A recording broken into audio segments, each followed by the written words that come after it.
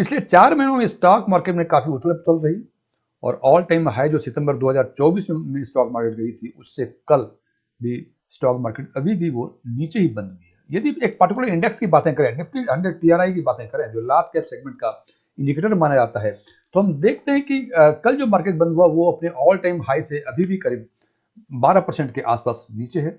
यही बातें यदि निफ्टी मिड कैप 250 टीआरआई करें तो ये करीब 13% के आसपास नीचे है और स्मॉल कैप 250 टीआरआई की बातें करें ये करीब 16% के आसपास नीचे है। और ये जो सितंबर 2024 के लास्ट वीक से ये जनवरी का 30 तारीख को जो लगातार नीचे आ रही है, ये लगातार नीचे नहीं है जनाब, ये वोलाटाइल है। कभी कभी मार्केट जो है 4% 5% डाउन तक गई, फिर ये 12% गई, 14% गई। सो ये स्मूथ डिक्लाइन नहीं है बल्कि वोलाटाइल मार्केट है और इस वोलाटाइल मार्केट में कॉमन इन्वेस्टर्स को पैनिक आना स्वाभाविक है। उनको लगता है कि क्या करें नहीं करें। दूसरी बात, उस पर एक और कई एक्सपर्ट्स की राय आ रही है कि शायद वर्ष 2025 में जो स्टॉक मार्केट की स्थिति होगी वो शायद वोलाटाइल ही रहेगी और इस परिस्थिति में कॉमन इन्वेस्टर को लगता है कि आखिर उसे क्या करना चाहिए मीन्स किस म्यूचुअल फंड में इन्वेस्ट करना चाहिए और क्या नहीं करना चाहिए। जनाब, म्यूचुअल फंड में इन्वेस्टमेंट हालांकि हमारे कॉमन पार्लेंस में जब कोई बातें करते हैं और कहते हैं कि मैं म्यूचुअल फंड के बारे में कोई बात करता हूं तो वो सिंपल पूछते हैं कौन सा म्यूचुअल फंड अच्छा है। जनाब, ये म्यूचुअल फंड का इन्वेस्टमेंट जो है it is not one size fits all का कंसेप्ट है। मतलब एक ही म्यूचुअल फंड सबके लिए अच्छा हो ऐसा नहीं होता है। ये डिपेंड करता है उस इन्वेस्टर्स के रिस्क प्रोफाइल और सो मेनी फैक्टर्स पे, उनके परसेप्शन पे।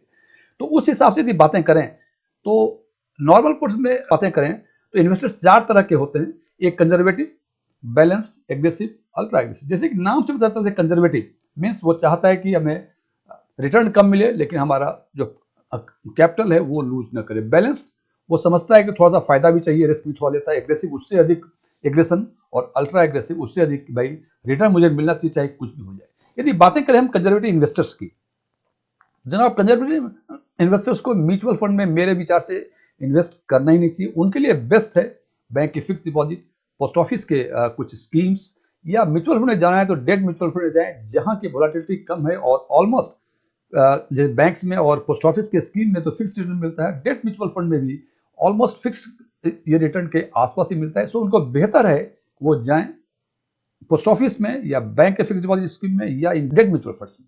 अब बातें रही बैलेंस्ड टाइप ऑफ इन्वेस्टर्स की। जनाब, बैलेंस टाइप के इन्वेस्टर्स जो हैं वो थोड़ा रिस्क लेना चाहते हैं और उससे बेहतर रिटर्न मिलना चाहते हैं और इसके लिए म्यूचुअल फंड में 3 सेगमेंट्स हैं। वो सेगमेंट्स हैं लार्ज कैप, फ्लेक्सी कैप और मल्टी कैप। जैसे कि आप देख पा रहे हैं कि लार्ज कैप में इन तीनों के कंपैरिजन में सबसे कम रिटर्न, तो रिस्क भी सबसे कम। फ्लेक्सी कैप में उससे थोड़ा सा अधिक रिस्क तो थोड़ा सा अधिक रिटर्न भी। और मल्टी कैप में इन तीनों सेगमेंट में सबसे अधिक रिटर्न और इन तीनों के कंपैरिजन में सबसे अधिक रिस्क भी इन्वॉल्व है।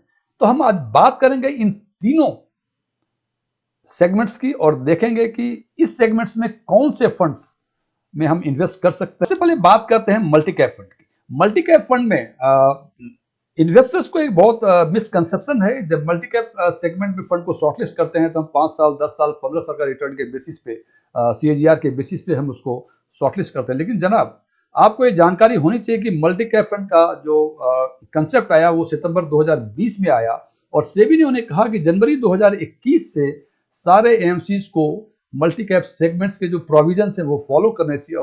और वो प्रोविजंस थे कि out of 100% portfolio 25%, 25%, 25% each in large cap, mid cap, small cap segment में मैंडेटली उनको इन्वेस्ट करना पड़ेगा। बाकी के जो 25% बचते हैं वो फंड मैनेजर के विजडम पे डिपेंड करता है कि वो लार्ज कैप में जाए, मिड कैप में जाए, स्मॉल कैप में जाए, डेट फंड में जाए या किसी और सारे फंड्स में जाए, इसमें कोई इशू नहीं है। लेकिन minimum large cap, mid cap, small cap में 25% ईच उनको इन्वेस्ट करना ही पड़ेगा। और ये कंसेप्ट स्टार्ट हुआ जनवरी 2021 से। क्योंकि मल्टी कैप सेगमेंट के फंड्स की उम्र अभी 4 साल ही हुई है, तो हमने 1 ईयर और 3 ईयर के ट्रेलिंग रिटर्न के बेसिस पे हमने 6 फंड्स को शॉर्टलिस्ट किया है। वो 6 फंड हैं कोटक का multi cap, ICICI, Nippon, axis, Baroda और इन्वेस्को। और यदि इन 6 फंड का हम 3 ईयर्स का रोलिंग रिटर्न के जनाब आप जानते होंगे, इसके आगे भी चर्चा करेंगे, इसलिए मैं इसमें बता दूं, rolling return is the best tools to measure the performance of the fund. Because ये एक एक दिन की SIP के हिसाब से ये कैलकुलेट करता है और देखता है कि उनका XIRR कितना हुआ। जब हम CAGR की बातें करते हैं तो जनाब CAGR में हम point two point return calculate करते थे। फॉर एग्जांपल आज करीब 150-200 पॉइंट्स के आसपास जब मैं वीडियो रिकॉर्ड कर रहा हूं तो मार्केट ऊपर है। यदि किसी ने कल इन्वेस्ट किया होगा और कोई आज इन्वेस्ट करता है और 5 साल के बाद दोनों का रिटर्न देखता है तो जनाब काफी का फर्क आएगा, जबकि डेज का डिफरेंस एक ही दिन का है। कल चूंकि 200 पॉइंट्स नीचे थे और आज करीब 200 पॉइंट्स ऊपर हैं, तो जिसने आज इन्वेस्ट किया होगा उसके 5 साल के बाद रिटर्न उनका कम होगा और जिसने कल इन्वेस्ट किया होगा उसका रिटर्न इससे बेहतर होगा। So point two point return में डेज टू डेज के हिसाब से कैलकुलेशन होता है।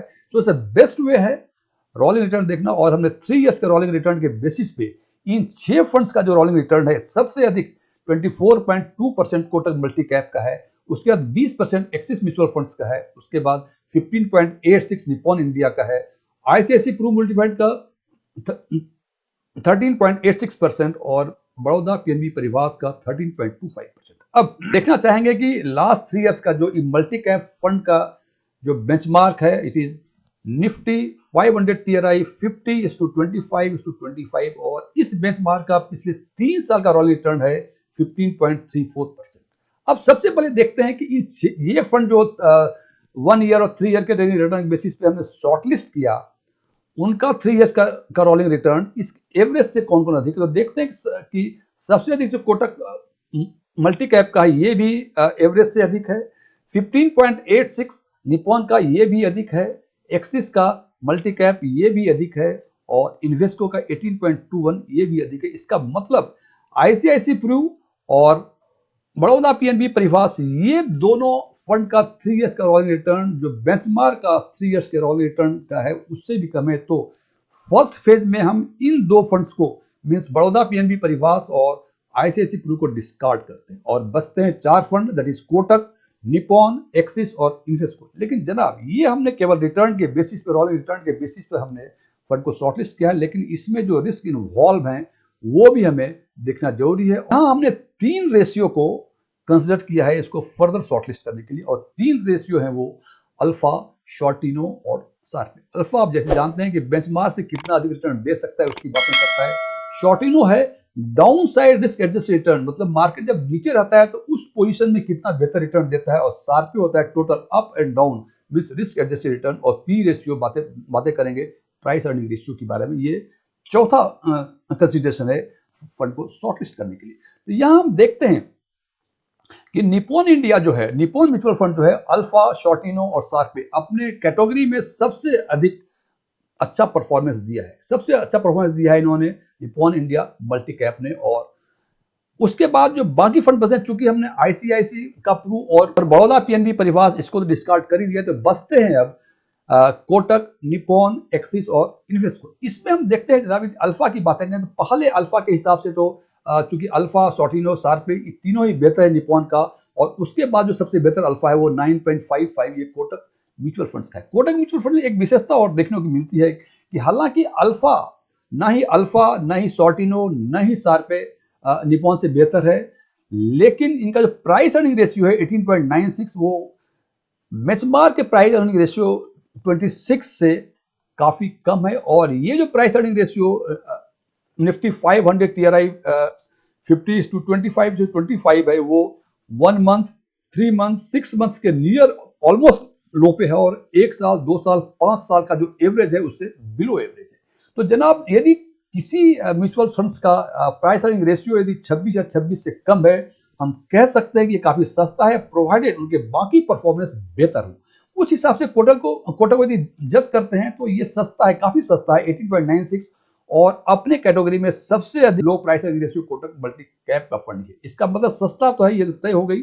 अब देखना इसका परफॉर्मेंस कैसा है। निश्चित रूप से यदि रोलिंग रिटर्न की बातें करें तो सबसे बेहतर परफॉर्मेंस कोटक म्यूचुअल फंड का है, सबसे बेहतर है। और यदि इस रेशियो की बातें करें अल्फा, शॉर्टिनो, सार्पे हालांकि सबसे कैटेगरी में बेहतर नहीं है, लेकिन निप्पॉन जो अपने कैटेगरी में सबसे बेहतर है उससे थोड़ा ही नीचे है, इसलिए सबसे पहला। और यदि निप्पॉन को कंसिडर करें तो निप्पॉन का जो 3 ईयर रोलिंग रिटर्न 15.86% और इनका प्राइस अर्निंग रेशियो 31.13 है, जो कि कैटेगरी एवरेज के प्राइस अर्निंग रेशियो से अधिक है। तो सबसे पहला मैं कोटक के मल्टी कैप फंड को मैं शॉर्टलिस्ट करना चाहूंगा।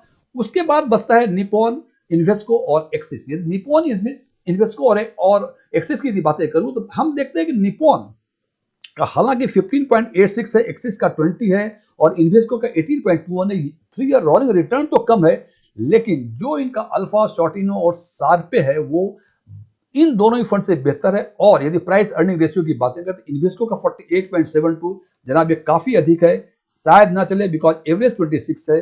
और यदि एक्सिस की बातें करें तो ये 37, हालांकि चूंकि ये जो कैटेगरी का एवरेज है आज के दिन में वो 1 मंथ, 3 मंथ, 6 मंथ्स के नियर लो पे है और 1 ईयर, 2 ईयर, 5 ईयर्स के बिलो एवरेज भी है, लेकिन फिर भी ये थोड़ा सा अधिक दिख रहा है। इसलिए दूसरा फंड मैं शॉर्टलिस्ट करना चाहूंगा निप्पॉन इंडिया को, और तीसरा यदि शॉर्टलिस्ट करना है दैट शुड बी एक्सिस, और जरूरत नहीं है। इसलिए ये 3 multi cap fund balance type के इन्वेस्टर्स हैं, वो इन 3 मल्टी कैप फंड में से मल्टी कैप फंड यदि आपको सेगमेंट अच्छा लगता है तो आप इसमें इन तीनों में से किसी को शॉर्टलिस्ट करते हैं। जनाब मैं फिर बता दूं कि मैं कोई एडवाइजर नहीं हूं, ना ही ये प्रमोशनल वीडियो है, ये मैं एनालिसिस के बेसिस पे इस फंड को शॉर्टलिस्ट किया हूं। इन फंड से हमारा कोई लेना देना, कोई हमारी इंटरेस्ट नहीं इन्वॉल्व है इसमें, या जिसको मैंने कहा कि इसमें इन्वेस्ट नहीं करना चाहिए उसमें भी हमारा कोई इंटरेस्ट नहीं है। अब बात करते हैं दूसरे सेगमेंट की।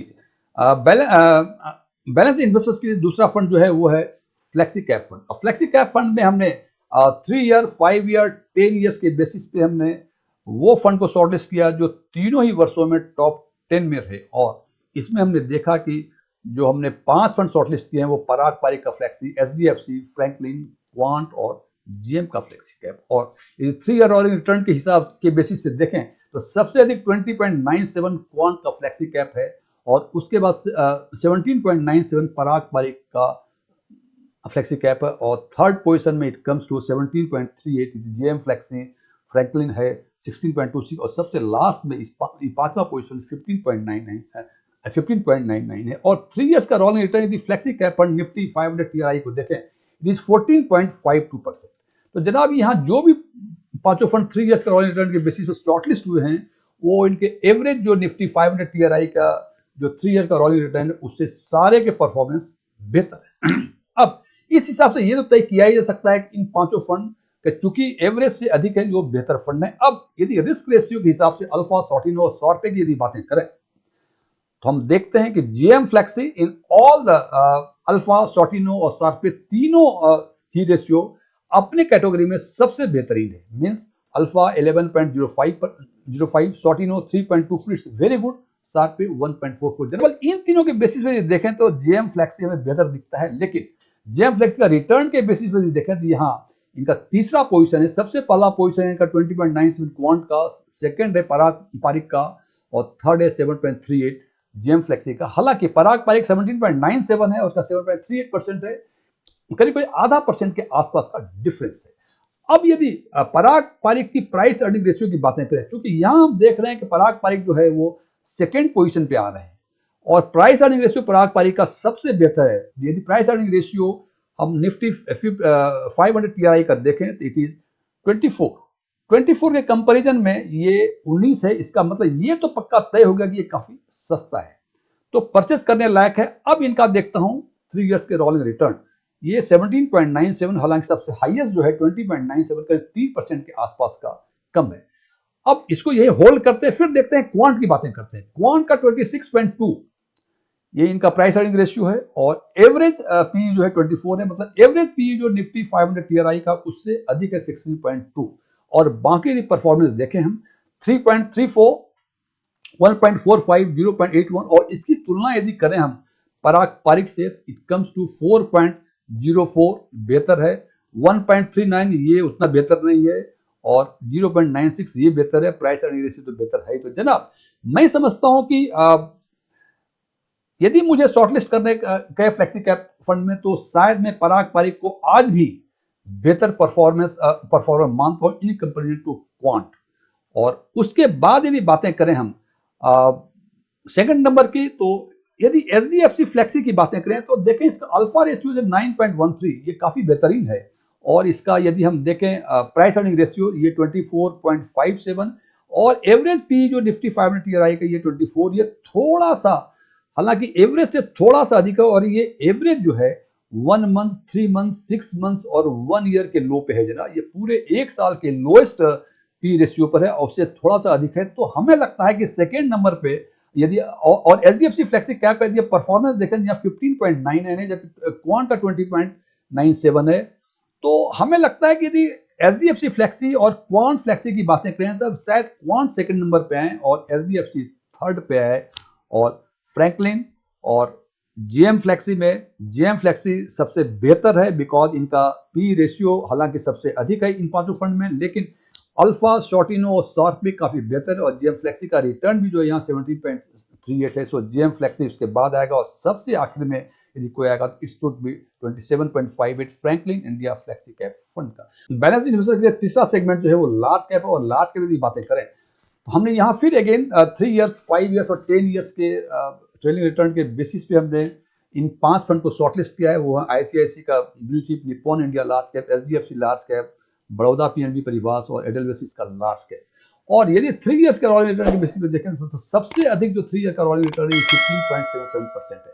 और जब यदि बातें करें निफ्टी 100 टीआरआई के 3 साल के रोलिंग रिटर्न की, इट इज 13.84%। और यहाँ जो भी फंड्स हैं यहाँ पांचों फंड ये इनके एवरेज से अधिक है। हालांकि एचडीएफसी लार्ज कैप फंड 13.90 है, जो कि थोड़ा सा 0.06 है, ऑलमोस्ट ये एवरेज के बराबर है, और सबसे अधिक 15% ये आईसीआईसी ब्लू चिप का है। ये on the basis of 3 years का रोलिंग रिटर्न के पहले। और एक चीज और देखते हैं कि आईसीआईसी ब्लू चिप का जो टोटल एक्सपेंस रेशियो है ये भी सबसे कम है। अब बात करते हैं जो बाकी 4 पैरामीटर जो और है, अल्फा, शॉर्टिनो, शार्पी और पी।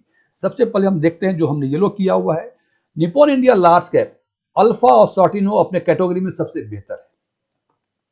ओके, बाकी जो फंड्स हैं वो टॉप 10 में हैं, लोएस्ट नहीं है, टॉप 10 में है, बेहतर हैं। और शार्पी और पी रेशियो जो है Nippon India large cap fund वो टॉप 10 से बाहर है।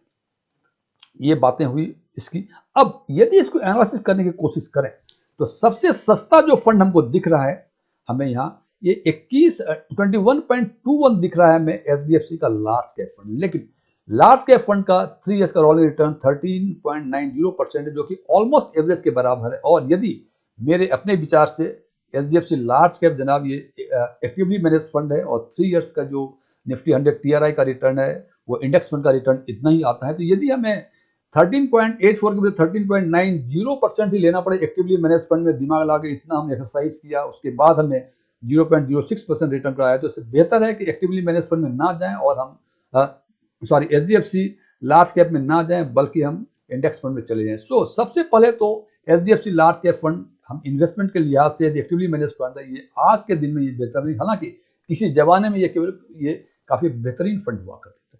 अब बात करते हैं ICICI Nippon India large cap fund के। Nippon India large cap alpha और शॉर्टिनो काफी बेहतर है, सार्पे भी जनाब ये बेहतर है, और पी रेशियो 24.69 है। अब देखें 24.69 पी रेशियो निफ्टी 100 टीआरआई का 21.4 है, और जैसा मैंने पहले कहा कि सबसे लोएस्ट जो है एचडीएफसी लार्ज कैप, इसको तो हमने डिस्कार्ड कर दिया है, क्योंकि हमने निप्पॉन इंडिया लार्ज कैप को इसलिए पहले कंसिडर करना शुरू किया कि 3 इयर्स का रोलिंग रिटर्न सबसे अधिक इसमें है, और अल्फा और शॉर्टिनो काफी बेहतर है, और शार्पे भी काफी बेहतर है, जबकि पी रेशियो थोड़ा सा 21.4 से ये जनाब अधिक है। हालांकि यदि इन पांचों फंड को देखें, यदि एचडीएफसी लार्ज कैप फंड को यदि छोड़ दें तो बाकी सारे फंड का जो प्राइस अर्निंग रेशियो है ये एवरेज से अधिक है। देखें एडेलवेसिस 24.34, 24.56, 24.69, 23.22। तो हमें लगता है कि, और ये एवरेज जो पी रेशियो है निफ्टी 100 टीआरआई का, ये 1 month, 3 month, 6 months, 1 year, 2 year के लोएस्ट पे है जनाब, ये लोएस्ट पे है, और 5 साल के हॉरिजन में ये बिलो एवरेज। सो ये प्राइस अर्निंग रेशियो थोड़ा सा अधिक चला भी जाए तो कोई दिक्कत नहीं, बिकॉज ये पूरे 2 साल का ऑलमोस्ट लोएस्ट है, और 5 साल के हॉरिजन में बिलो एवरेज है। सो सबसे पहला फंड यदि मैं शॉर्टलिस्ट करना चाहूंगा तो ये होगा निप्पॉन इंडिया का large cap fund, despite the fact कि इनका प्राइस अर्निंग रेशियो जो है 24.69 is more than average P ratio 21.4।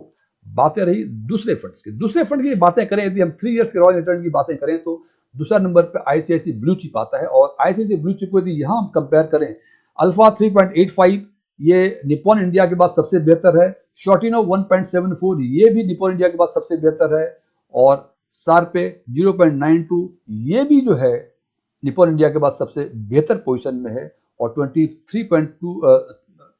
2 इसका प्राइस अर्निंग रेशियो ये निप्पॉन इंडिया से बेहतर है। सो सेकेंड नंबर पे हम रखना चाहेंगे आईसीआईसी ब्लू चिप के, और बाकी बची बड़ौदा पीएनबी परिवार और एडलवेसिस, इन दोनों का रिटर्न जो है देख रहे हैं 14.71 14.16।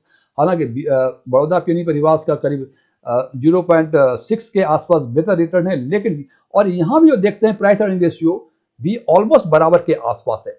लेकिन यदि इसको कंपेयर करें हम यहाँ के हिसाब से तो देखते हैं कि alpha 3.55 better the Edelweiss, Sortino 1.54 better the Edelweiss, Sharpe 0.88 better than Edelweiss. तो तीसरे नंबर पे हम बड़ौदा को रखना चाहेंगे, चौथे नंबर पर एडलवेसिस को। ये हमें लगता है कि वीडियो काफी बड़ा हो गया, और यदि जैसा हमारे व्यूअर्स का रिस्पॉन्स आएगा उसके बाद मैं एग्रेसिव और ultra aggressive type of investors के लिए भी फंड को मैं की चर्चा आगे करूंगा। फ्रेंड्स, यदि इस वीडियो में आपको कोई वैल्यू एडिशन हो या आपको अच्छा लगे तो निश्चित रूप से इसको लाइक करें, और अब यदि आपने अपने चैनल को अभी तक सब्सक्राइब नहीं किया है तो इसको सब्सक्राइब भी करें और अपने फ्रेंड्स के साथ शेयर भी करें। और कमेंट बॉक्स में यदि आप नए सब्सक्राइबर हैं तो लिखें कि हम नए सब्सक्राइबर हैं, ताकि हमें ये मालूम हो सके आप हमारे नए सब्सक्राइबर हैं। Thank you.